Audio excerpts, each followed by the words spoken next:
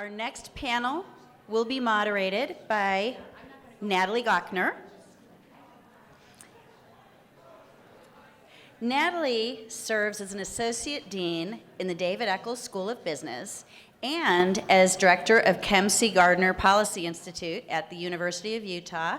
We all had an opportunity to hear a little bit about Natalie's expertise in the last panel, and we want to welcome her back to moderate today's discussion regarding how to strategically approach achieving improved outcomes for adults with autism. Please welcome Natalie Gochner.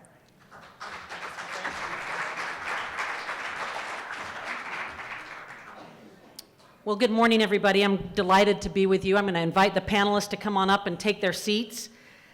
We are going to have an exciting panel. It'll be a little different than the prior panel because I'm going to invite our panelists to actually share some information with you that they have prepared. So not the traditional panel that I moderate, but we're going to do 4 separate, very brief presentations, and then we'll take your question and answers. As I do that, let me just mention the Garder Policy Institute that I direct, and it's fairly new, and I just want to make sure people here know about it. We have a 26-person research institute serving Utah. We are housed in the David Eccles School of Business, and we are also housed in the old LDS Business College on South Temple, the mansion that you've seen at about 411 East South Temple. Come see us. It's a beautiful world-class space. At the Garder Policy Institute, we are Utah's demographic experts. We're experts in economics and some public policy areas, and we do a lot of survey research. Our goal is to help people make informed decisions. So like the Columbus Community Center are entrepreneurs of the human spirit with that trademark. Our trademark is informed decisions, and that's what got us involved in research and involvement with autism. For the past several months, the Garder Policy Institute has partnered with the University of Utah Health Sciences, Department of Psychiatry, to talk about how can we enhance adult outcomes for ASD, and how do we tie our research to practical applications. With that, there are 4 key initiatives that we're going to highlight on this panel. One is the data stores that create better outcomes. A second, what works, evidence-based best outcomes. Fast-to-market research, how do we include families and build technology into our solutions? And then public awareness, how do we share this information? How does that sound for a big panel, lots to happen? So I'm going to just introduce our 4 panelists, and then I'll ask them to do very brief 7-minute presentations on their area of expertise. Ken Smith will go first. Raise your hand, Ken. Dr. Smith is a distinguished professor in family and consumer studies at the University of Utah. He's a professor of human development and family studies, a Huntsman Cancer Institute investigator, and director of the Pedigree and Population Resource at the University of Utah. He's conducted health-related research for 30 years and is a true treasure in our state. Give Ken a welcome. Second, one of my colleagues, Dr. Kathy Chambliss. Raise your hand, Kathy. Kathy is a senior research associate at the Garder Policy Institute. She completed her PhD in educational leadership and policy at the U. She wrote her dissertation on the relationship between natural supports and social integration in supported employment. So she's got a lot to offer us today. Give a welcome to Kathy. The third panelist we'll hear from is Dr. Bill McMahon. I think everybody in the audience knows Dr. McMahon. He's chairman of the Department of Psychiatry at the University of Utah, works to build excellent clinical services and systems of care at the U, and is board certified in adult psychiatry and in the subspecialty of child and adolescent psychiatry. And he once worked with my dear father, who's not with us anymore, but who was also a psychiatrist. Welcome, Dr. McMahon. And then the closing presenter on our panel will be Dr. Jack Rockefeller, a managing partner with OttLife, a Utah-based applied research group on autism spectrum programming and funding. Jack has multiple degrees, a JD, a master's in public health, and a PhD. He retired as Associate Dean of Global Health Solutions at Dartmouth College. Let's give a welcome to Dr. Rockefeller. Okay, so with that as our sort of power introduction to the group, 7 minutes, and we're going to go to Ken first, and then we'll go to Kathy, and then we'll go to Bill, and then we will finish up with Jack, and I'll step aside here as you do that. Great. Good morning, everybody. Can you hear me in the back there okay? So thank you. Stay closer. We don't know each other that well, but okay. All right. Is this better? All right. Thank you.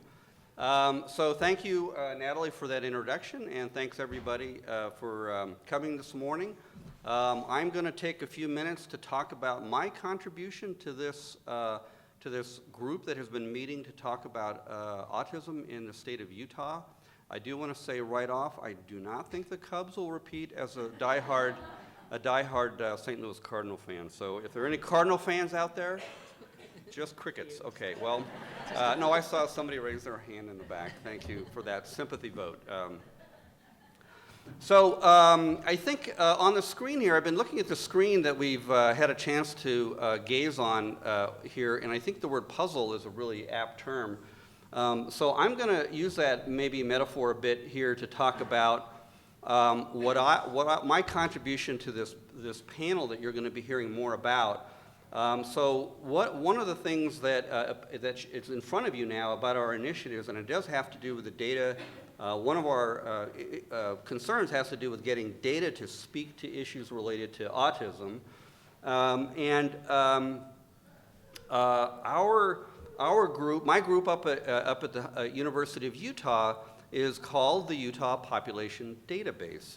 And I'm not sure how many of you are familiar with this resource, but how many of you might have heard of this? Okay, more of you than Cardinal fans. Okay, well, the basic idea of the Utah Population Database is that it is an amazing resource, and here's where the puzzle metaphor comes in, pulling together data from all different sources. We get data from, and I'm not sure who's in the room, but I hope I call out your organization, but the Department of Health, University of Utah, Intermountain Healthcare, the Utah Cancer Registry, Public Safety. We have a large number of data contributors. And the reason this is important, I think, for today's gathering is that we are able to describe the entire state of Utah in the way that we collect data and we link data. So we had an amazing insight about 35 years ago where our then governor issued a executive order for us to be able to link all of these records in the state of Utah for the purposes of doing health research.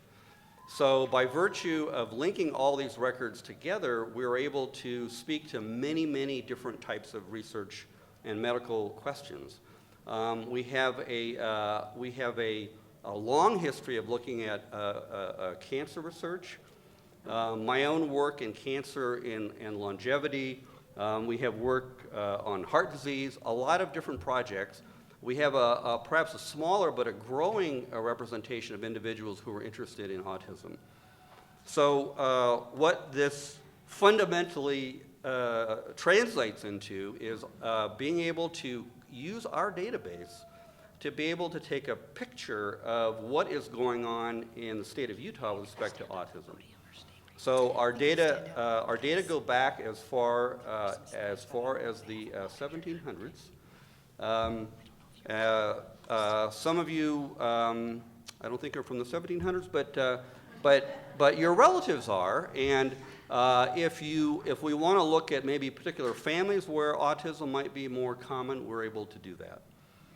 So one of our key assets is to be able to look at individual family history, and we can do this for a number of conditions, including autism.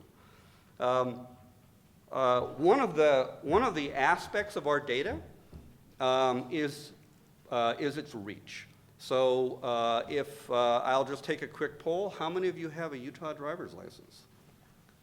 Yeah, well, we do share. We have an agreement with the Department of Public Safety, who manages driver's licenses, and we actually have all of your driver's licenses. And I don't say that to alarm you, but to point out that we do collect a lot of data. We get those data, by the way, because we want to be able to recruit people into studies. We need to know where to send the envelope. But it is to say that we collect a lot of data to do really important medical research. And in order to get the data, in order to have these agreements to get all this information, we have to have privacy protections. So we have had, we benefit from the security that goes on at the University of Utah, at the Huntsman Cancer Institute, where we're housed, to be able to protect the data. So we don't take our charge lightly. We're able to put this information together in a way that will benefit the medical community. So we are at a level fundamentally data wranglers. So we get the data together to help you. It is longitudinal, it is environmental, it is genetic, it is epidemiological. So if there are issues related to autism that we want to look at, we're able to do that within the data. We have a number of areas where we do not have the data. So we're continuing to look at other data partners. In particular, we'd like to look at economic consequences of autism and economic implications of autism. So we're working with the Department of Workforce Services to be able to get that kind of information. That hasn't happened. That's an ongoing discussion. If we can get the medical information, the family information, the environmental information, the genetic information, the economic information, that will really be able to give us an opportunity to be able to really describe and take a really deep dive and characterize autism in the state of Utah. We benefit from all of our data contributors. Whenever we want to do a project, and we're proposing to do a project as part of our effort, whenever we want to do a project, we have to get IRB approval, human subjects approval, and whenever we use anybody's data that is part of our group, representatives of that organization are at the table to be able to oversee the use of their data. One of the things that we have benefited from is what is called URAD, Utah Registry for Autism and Developmental Disabilities. Amanda Bacon here, who's in the room, many of you know, is now overseeing that data. So this is a registry of individuals with autism and developmental disabilities that is now linked into our database. We also can see individuals on the autism spectrum in a number of other ways. So I mentioned earlier Intermountain and the University of Utah Health Sciences. Those data contributors also provide medical records that identify individuals on the autism spectrum. And so between URAD and these other data contributors, we're able to have a very good view of not only those who have been characterized as being on the spectrum, but also their family members and their ancestors. So with all this information, we're able to say a lot about autism in the state of Utah, and we are able to identify interesting families and the effects of autism and the support from families on the spectrum. So that is my contribution to this effort, and I'm not sure where I am on time, but I haven't gotten the buzzer yet, but I think it's imminent, and I see your twitching thumb, so I think I'll just stop. I'll just stop there, and I thank you for your attention. Thank you. Thank you, Ken. And I'm going to invite Kathy to take the stand there. We're just going to play musical chairs here. And so Ken set a great data background for what's going on here. Kathy's going to talk about what this group has been doing as they've been meeting to talk about outcomes. Thank you, Ken, and thank you, Natalie. My name's Kathy Chambliss, and I'm with the Kemsey Gardner Policy Institute. And I want to lay a little bit of the context for what our panel is going to talk about. The Kemsey Gardner Policy Institute, one of our roles is to convene individuals representing the community, our agencies, our university, and various communities of interest to convene to discuss complex policy issues. And we formed a group that we call the Magnificent Seven.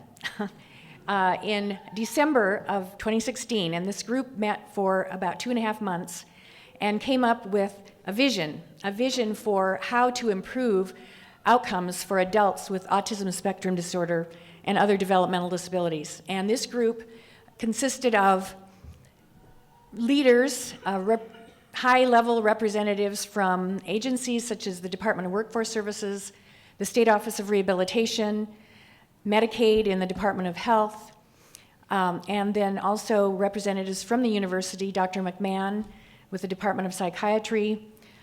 We also had a representative from the Autism Council of Utah, and we had 2 other staff members from the Garder Policy Institute, including myself. And I'm sure and then we had an outside consultant from who's on our panel, Dr. Rockefeller, who is representing an organization called OttLife, which he'll tell you more about. So we had these people, and there were actually more than 7, but we still called it the Magnificent Seven because Bill really liked that. He thought that was really cool. So we came up with a vision statement and then some strategies, and we're going to tell you about that because we hope it's going to involve everybody in this room at some point, very soon. And we want to share the vision with you and where we think we can go to improve outcomes for adults with autism spectrum disorder in Utah. Does this work? This would be lovely if it did. All of you should have on your table this document that looks like that. You can't read it, obviously, but you should have one on your table or in front of you. And we're going to go through there's 5 key initiatives. But first of all, I want to repeat the vision that we came up with, and that is our vision is to evaluate and improve adult outcomes for individuals with autism spectrum disorder and related developmental disabilities through research that will drive public policy in Utah. These outcomes that we're focusing on include improved health, employment, education, quality of life, and economic impact. So those are the things we're going to be looking to measure. We have developed a strategic directive for long-term and then something that we're calling our 2017 key objective because we want to focus more short-term. We want to develop practical and actionable outcomes research for adults with ASD to identify what works and calculate economic return on investment for different interventions and supports. And so for this year of 2017, we're looking to develop partnerships for adult-focused initiatives. When we want those initiatives to tie research with practical application. So our panel is going to talk to you more specifically about what does that mean, what are we looking to produce, what are the outcomes of our planning process, which will involve many of you because it's a big vision that we have. So I'm going to talk a little bit about, Ken talked to you about our first key initiative, and that is to work with the data in the Utah Population Database and the Utah Registry for Autism. Very little has been done, or in fact, really just what we need to do is take advantage of the linkages available by having the Utah Registry, the URAD, we call it, as part of the population database to be able to link with all these very rich sources of data and describe the population. You know, what is the population of individuals and families that experience autism spectrum disorder? What do they look like in Utah? And how can we leverage this in identifying what creates better outcomes? So that's our first key initiative. And Ken is a key person to be involved with that as the director of UPDB. The second thing is we need to figure out, okay, building on science that's already out there, what do we already know about what outcomes, what creates good outcomes for people? What research tells us about interventions and supports that are necessary to be in place? What can we learn from what other people have already done? So we need to do literature reviews. We need to look at best practices and find out where the gaps are that we can then jump into and start developing some applied research. So we were developing a research agenda for the most promising interventions, and to also accomplish one of our key outcomes is we want to start collecting or identifying the outcomes where we can measure economic impact. So we can do some economic impact analysis, because that's the role of the Garder Policy Institute. We can contribute that, but we're part of the University of Utah, and we need to partner with people who have more expertise in specific interventions. And so that's why we need to develop partnerships with all of you. So I want to turn it over to, Jack is next. Dr. Rockefeller. I am. Can I sit here because I'm tall? Sure. Works great for me, Jack. Awesome. I'm the guy from out of town. I come from the northernmost suburb of Salt Lake, Boise. So I don't expect you to take anything I say seriously. And I was a problem on this committee as well, because I wanted to blow up the entirety of the academic model, which I kind of grew up with. The academic model is the Ferrari or nothing. It's like they don't even give you the Volkswagen. We can't change the academic model of 5-year funding cycles, tons of money, research that goes into boxes. I still have these boxes in my house. I keep moving them around. I don't know where to put them. I mean, I spent half my life doing them, so I freak out every time I look at them. I can't just shred them, but I really want to. So this is therapeutic for me.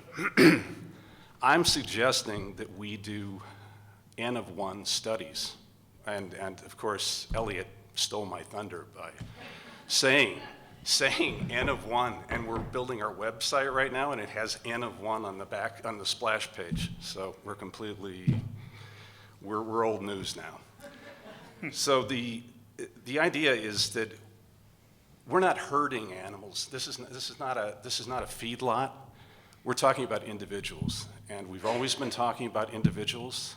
And I never understood, and I've run day programs, I've run a lot of programs. I was at the California Autism Foundation as CEO for a while. We had a warehousing program where we gave people coloring books and let them walk around hallways. And I was demoralized just watching it happen. And every one of those people had attributes that were amazing. And I kept thinking, how could I blow the model up and actually study each individual and come up with some gatherable data? You know, we could do it with timelines that are short. We don't need a lot of money, which funders love that, when you don't need a lot of money. I see a per capita funding market for individuals that would be, let's take as an example, in customized employment, if you spend $75,000 getting somebody a job that they may not stay in, but you put that 75 into 10 people, for example, to study attributes, and you can do a lot of matchmaking with that $7,500. And these are tiny studies, and my colleague John Davis, who's part of the OttLife group, has great methodological ideas about how to do this to make it statistically relevant. Everybody thinks we can't do it. I think we can. And I think that the bottom line is really the N of 1. I mean, it has to be the N of 1, because we're on the cusp of changing research. And the people at my former academic institution probably despised me, because I used to suggest that we start at least categorizing groups of 5, you know, that had similar attributes. And I was really being, I was not honoring what I really wanted to do, but I was also not forcing myself into the statistically relevant ends of 500, where through randomization alone, I figured we were losing 90% of the great ideas through randomization. I mean, I hope there's nobody with a high-powered rifle from Dartmouth in the crowd, but really, we needed to go much deeper. And if you want to talk about a deep dive, there's no deeper dive than the N of 1. Who does the N of 1? Who do you know that does the N of 1? Elliot. That's why I'm going to partner with Elliot and Bruce on the Optimizing Autism project with OttLife, which Bill, John, and I started to do N of 1 research, to do systems. We actually have some offers of recalibrating entire systems of special education based on the N of 1. We're going to try it in California because there are always kind of crazy people in California, and they're willing to buy into this, which is insane. I mean, you know, but we could do that here, and you do that here. I mean, the staff here does the N of 1 every day. That's what you do. You're not warehousing, you're doing the N of 1. If you do the N of 1, I promise you, and this is the other part I'm supposed to talk about, is funding. Let me tell you how much funders are going to like being able to fractionate that down to $10,000 a person instead of $250,000 for some kind of random thing that's going to end up in my garage probably. We can do N of 1 research. We can get N of 1 research more easily funded than anything you've ever seen in your life, and it will be more relevant because all of a sudden we're introducing relevance into the feedlot. Try to imagine how that's going to look. And I'll take all your questions later on, but that's the money punch. I'll let Bill talk about real things now. Because I know Thanks. that was a little bit out there. Thanks, Jack. We look forward to the questions and ask Dr. McMahon to bring us home before we open it up for questions, and we'll have about 15 minutes of questions, 10 to 15 minutes. So, public awareness is probably the most sort of weak way of saying passionate engagement, just short of the French Revolution. I was lucky enough to be part of the UCLA, University of Utah Autism Epidemiology Studies, 1984, 1988. We found 241 individuals in the state with autism, and we did a very intensive interviews of both parents and the individuals themselves. We got records of medical and other services. Each person in the study had compiled records that looked as big as an old New York City phone book. So we had massive records. And it was the only statewide direct assessment study of the epidemiology of autism in the 1980s. And we were also lucky enough to then recontact around 160 of those people, reassess them 20 years later. So we know about what happens with adults who started out as children with autism. And in general, the outcomes are poor. What we need to go forward, and then our steering committee here, the Magnificent Seven, is phase one of our strategic effort, which is to outline the vision and then to recruit many of you sitting here into committees of working groups so that within each relevant domain of education, employment, housing, leisure activities, other aspects of quality of life, we have people who are not only experts in the area, but also passionate about making change. And that process, that second stage of our Magnificent Seven activity, I would imagine will take between 1 and 3 years. I would hope it ends in both public policy change, but also in private practice, in employment. There are a number of you already engaged in improving employment prospects. So in order for all of this to happen, it can't just be us here in the room. I'm singing to the choir right here. And we need to engage our state. And my target is the state, partly because I've been here 40 years. I sort of know the topography. I know the distribution of water and other resources. And I know that if we get key stakeholders involved with us our state can do things no other state can. And we can lead the way for the rest of the nation. So I want to engage you and the public at large and our policymakers in a series of things. And because this is Autism Awareness Month, we have several things. One thing already happened and will happen again, and that is the screening of a fantastic documentary film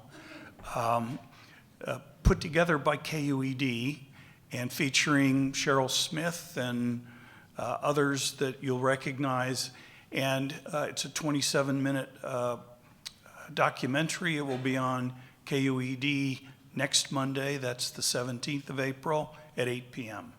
And it will also be shown at UVU. It was on April 1st shown at the Utah Museum of Contemporary Art, and it was a terrific screening.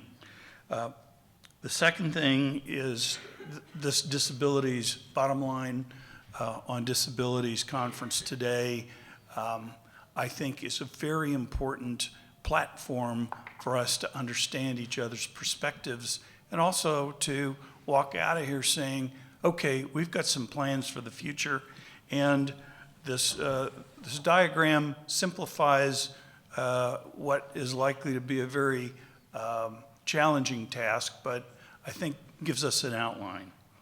On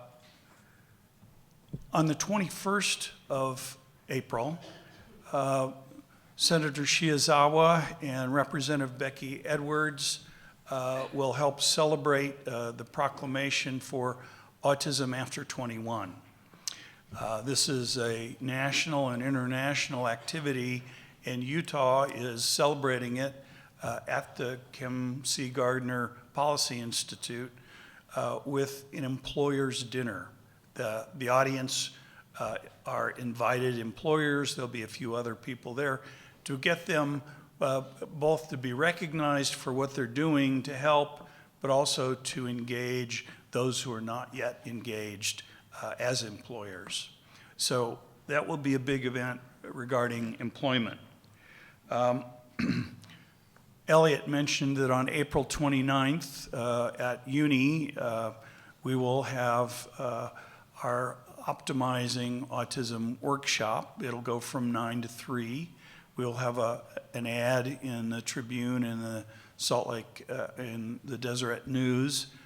We also have a mailing list that of people who have attended in the past. It's aimed at adults with autism who would like to hear Elliot and others who are his colleagues who have their own unique stories and their strategies to share. So we'll be advertising that. And the last thing is one of the members of our committee, John Owen from the Autism Coalition of Utah, which is a 501c4, is developing an employer survey. So we've got a number of activities going on, and what I've listed are only the things that I've been directly involved with. I know Cheryl and Scott Wright here in the audience have let out on a grant at the University of Utah that's been funded to do a needs assessment for students at the University of Utah who are residents of the autism spectrum. So we have a number of things happening that I think are fantastic. And part of my vision was inspired by having knocked on doors and talked to people about autism before 1988, when nobody knew what autism was. They thought you were talking about artistic. And then in 1988, an event happened that changed everything. That event was the Rain Man movie. Dustin Hoffman portrayed Raymond, whose brother was Tom Cruise, in a movie that won 8 Academy Awards that year. And that changed awareness in a great way, and more importantly, it changed the ability of those of us who wanted to engage others in pulling them in an enthusiastic engagement. So that's what we're about, and that's my part of the panel, and I'll stop It's and great. open. Bill, great summary of the public engagement. Okay, the time is now yours. We just have shy of 13 minutes to ask a portion of the Magnificent Seven what they've been up to and how it can help with better outcomes. Who's got a question? Please. Dr. Smith, is your data archival data or is it survey data? And if it's survey data, is it universal sample or those are sampling procedures? Yeah, I don't know if everybody heard the question, but in brief, it was the nature of our data. Is it archival data? Is it survey data? So I'll just say that the information that I'll answer it in two parts. So our mandate is to gather and collect and manage and link other people's data that happen during the normal course of the conduct of business, if you will. So the Department of Health collects an enormous amount of information, hospitalizations, ambulatory surgeries, immunizations, so on. It creates an enormous amount of information. A large portion of that, we in fact are allowed to have copies of that. So that's not survey data, and it's archival in the sense that when we first got it, we were able to see how people were going to the doctor and whether they weren't going to the doctor. So we weren't surveying any of them. So that basic model is applied to every other agency that we are engaged with. So this is really a kind of a motion picture of electronic records that happen every single day. The people that saw doctors today we will eventually be able to see those records at some point as soon as the data can be cleaned and provided to us. The second part of my answer, though, is that when we want to conduct a project on something, and the type that our group that we're proposing here, where we want to perhaps do more, we can look at the data that we have in our back pocket, as long as we have a human subject's approval, but we can also contact people. So if we want to contact the individuals on the autism spectrum themselves, or if we want to contact family members of those individuals, then we can in fact do a survey. So our data can be a foundation on which to then go and conduct a study. So, but in-house, it's not, there's no, you use the word sampling. We don't sample. We want to see it all. We're greedy in that respect, but it helps us to do better science. And I'll just add one addendum.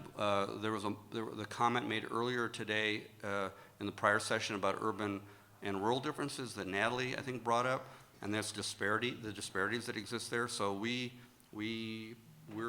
like to see basically border-to-border data. So that was probably more than you wanted to know. It's very interesting. No. Another question over here. Another question about the data. I'm a mom of 2 boys with autism. So I'm wondering if the people with autism that are in URAD are aware that they're on that list. Is this a list that everybody's given permission to have their data on that list? Or are some of them unaware that they're on the list? Ken, will you repeat the question again? Yeah, so I think the basic question you're asking is about, I mentioned the URAD data, and Amanda, if you want to add to what is potentially going to be my incomplete answer, but with respect to URAD, that is a separate registry that is basically more of a request for reporting that is done through the URAD system. That is different than the rest of the way that we are able to see individuals on the autism spectrum. So if URAD did not exist, we would see most but not all of the individuals on the autism spectrum in the state. And the way that we would see them, and I'm going to get to your question about permission, we would see them because these individuals would appear in some administrative record or medical record somewhere. So those records, we have agreements with who are providing care, for example. We have agreements with them to be able to share that information with us. That is done in a secure way. I can describe that to you maybe after the session, but we have a mechanism to be able to provide that data sharing. The individuals that are so named in these records are being seen in a medical setting, and the sharing with our group is actually the rules allow the data sharing to happen without necessarily telling everybody that the data sharing is happening. When your data, and so all the identifiers are protected, and when projects happen, the identifiers are scrubbed. And this has been a model we've been doing for about 40 years on about 400 different projects. And this has worked amazingly well, has led to some amazing discoveries. URAD is a bit different because it's actually a registry that involves some permissions and people have to report in. I'm not involved with that, but we do have an agreement with the URAD and the Department of Health to be able to have the data. So I want to reassure everybody that the way in which we get information is through agreements with the organizations. We protect the identities. All the identities are kept in a location that is not on the internet, so no one can hack in.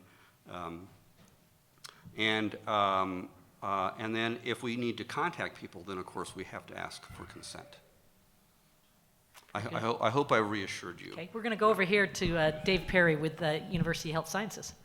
This is kind of a hypothetical, but if you could get $5 million in funding from the state and $5 million from a private funder, how would you use that $10 million? What would be your request? Could I see the 10 million first?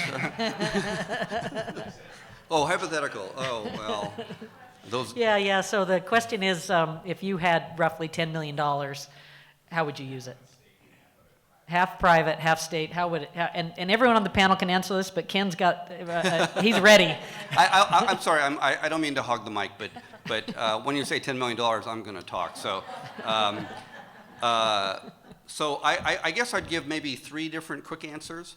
One is that we have a real need, given the prior session, we have a real need to join the medical data, if you will, with the economic information.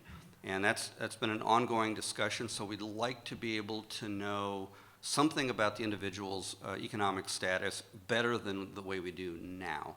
And that's just, I think, a fundamental